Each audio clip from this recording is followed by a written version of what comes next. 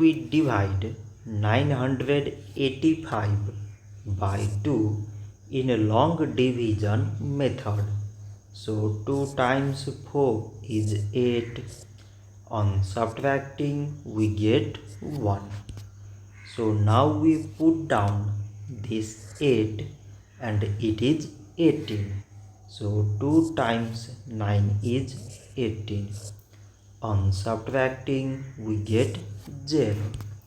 So again we put down this 5 and 2 times 2 is 4. On subtracting we get 1. So now there is no other number to put it down. So we take here decimal so that we put 0. So it is 10 and 2 times 5 is 10.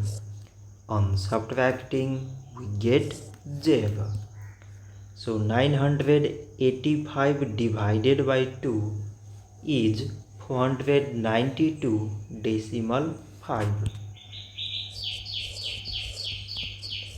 So this much for today and thanks for watching.